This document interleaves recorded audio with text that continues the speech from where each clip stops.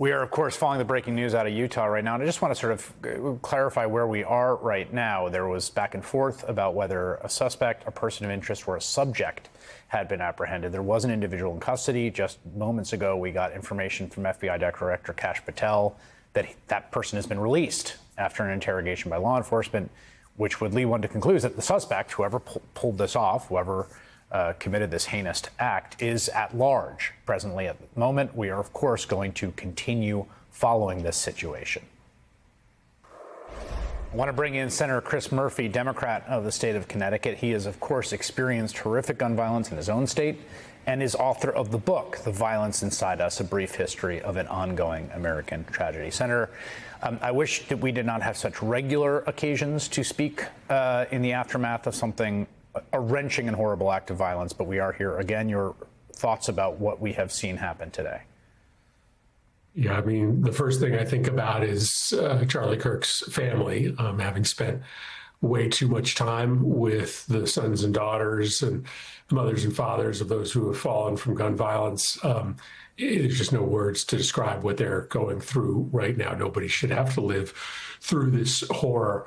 But I'm certainly thinking about the quickening pace of political violence in this country.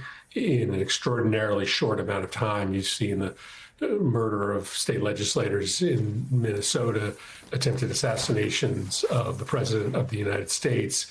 Obviously, January 6th still lives in our very present memory. And we've got to have a conversation about how we draw a line here, and we can't afford to argue who's more at risk, the right or the left. The fact of the matter is the shots are being fired at political figures, whether they are Republicans or Democrats. There has been a permissiveness about political violence, and I do think the President of the United States has to answer for the way in which he's created that culture of permissiveness. But there have been elements of the left who have lionized and celebrated violence as well. And this is a moment for everybody to assess where we are and recognize that our entire democratic experiment is going to crumble if people don't believe that they're safe when they express their political views.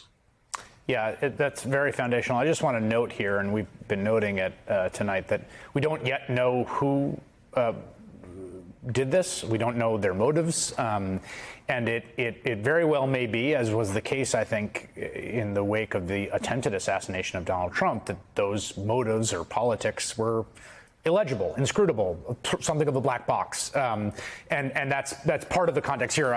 Although the point that you make there, I think, part of the reason we've seen such universal and unanimous condemnation, immediate, heartfelt, unanimous, is precisely because I think everyone understands that we feel like we're on the precipice of something that is not the sort of democratic society that we all believe in and want to have.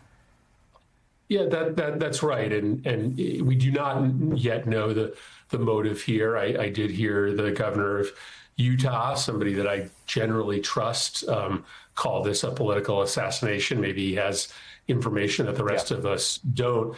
But yes, and I think this requires a really deep dive into how we've arrived at this moment.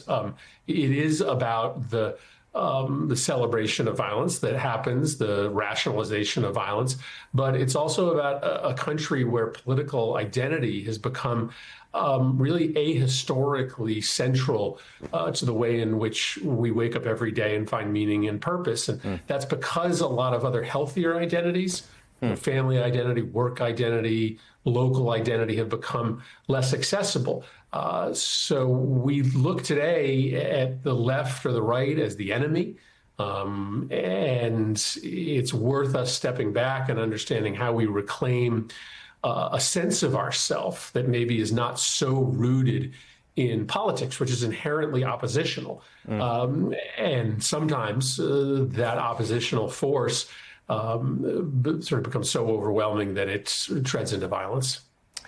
There's also the security concerns, which I think haunt so much of public life now. I mean, there's that period after 9/11. I was thinking about this recently. I was, visiting a family member in a hospital and waiting online to go through a metal detector, and remembering that I lived in a time when you could walk into a hospital, you could walk into an office building, right? All that went away after 9/11. We've now are used to essentially airport security in any building we enter. You know, I and every political figure and public figure and author and professor and across the political spectrum of ideology has sat underneath the tent with a microphone to talk to a bunch of people. That's like an essential part of what a free and open society is, and we can't let that go away. Correct. And, you know, we also don't want to feel as if we are sort of living in a variety of different prison experiences. Yeah, right. Yeah. I mean, I have opposed there being, you know, armed guards at my children's schools, and that is primarily because I actually think it breeds a sense of fear in children that is, you know, largely irrational. As much as this has now become an epidemic, you know, you are still, you know, more likely in this country to be, you know, killed by a falling object than you are in a mass shooting. There's far too many mass shootings, but I don't think we want to turn our churches and our schools and our shopping malls and our movie theaters into